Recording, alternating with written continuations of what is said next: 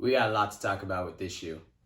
So this is the fully skated review of the S Quattro X Silo. What's up guys, I'm Jay Skate Day here. If you haven't been here before, definitely you're gonna wanna hit subscribe. I do shoe reviews, I do skateboarding edits, I do vlogs, and a whole bunch of other stuff coming soon to the channel. You're not gonna wanna miss out. With that being said, let's hop into this shoe. Is this shoe going to be worth your money, worth you getting it and skating it? And what were my final thoughts on this shoe?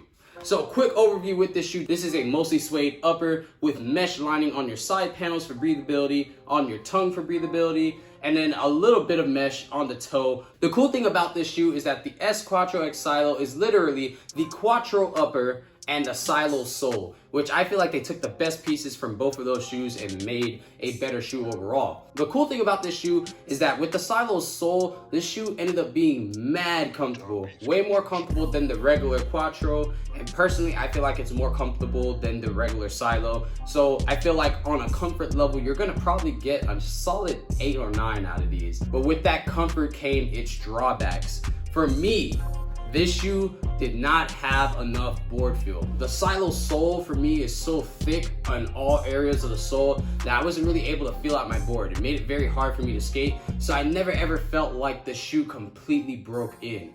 With me, board feel matters a lot, and I do like impact protection as well. I need a shoe that has a really nice middle ground, a shoe that could take impact but also give me board feel. It's very hard in this day and age to find a shoe to do both and then do it throughout the life of the shoe. With these, I did not find that answer, unfortunately. This was too much impact protection, which is kind of weird for me to say. I could jump down things in these, although I wasn't in the physical state to be able to jump down stuff for you guys, so sorry about that.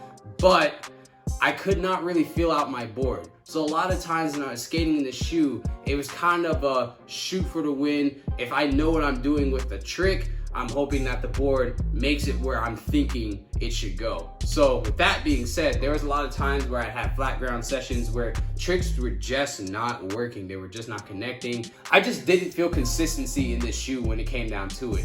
It was, some days were really good and I didn't really have to think twice about the board feel, although I still couldn't really feel my board that well. And some days I could really tell that I could not feel my board because I couldn't make contact with even my regular go-to flat ground tricks like pop shove it and kick flips and stuff like that. Outside of that, the durability of this shoe is like a tank. There's multiple layers of suede on the toe, so you're gonna get that extra durability up there. And in that heel flip region, you do have some extra layers of suede where you need it most. Another cool thing about this shoe is that you do have tongue centering straps, so this tongue is not going anywhere. Although I feel like this tongue is way too fat to go anywhere even if it didn't have it, but it also just gives you a more secure fit. So I can wear these shoes super loose if I wanted to. But once again, like I was saying before, board feel was my main issue in this shoe. Honestly, board feel was my only issue in this shoe.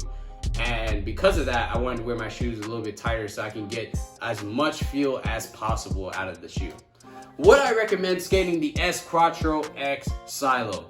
Like I said earlier, if you are used to skating shoes that are thicker in the sole, that don't require you to have as much board feel, I would definitely 100% go for it, check these out, and give them a shot. Personally, for me, I need more board feel. So for me, I wouldn't get this shoe to skate again. I'd get it to wear around because I honestly really do like the combination of the Silo and the Quattro together. It made me super hyped when I first got them. I'm still really hyped about the look, although it's really jacked at this point. But if it came down to actually skating this shoe, I personally wouldn't get it again. I feel like a shoe like the SSLs would be better for me because that shoe has the board feel and impact protection I'm looking for out of S. That's my take on the S Quattro X Silo. For me, I wouldn't get it again. For people who love impact, for people who love jumping down things, for people who are used to a thicker shoe, I do recommend that shoe. I think it's really durable. I think it has a decent amount of like secure fit when it comes down to it. It's just you are sacrificing your board feel for impact when it comes to this shoe. If you guys enjoyed the video, please hit that like button. Make sure you guys check out the rest of my shoe reviews. I will have a link to the playlist at the end of the video on the end screens. Thank you guys for watching.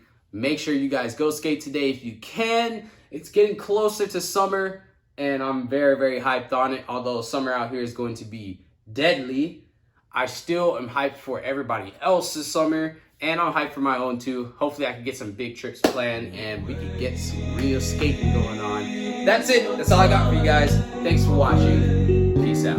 Everybody's living like the clock don't change. Being comfortable, equivalent to the same old thing. I'll be damned if I am living like there's not a better day. It's my time to go and get it. Fuck what anybody say.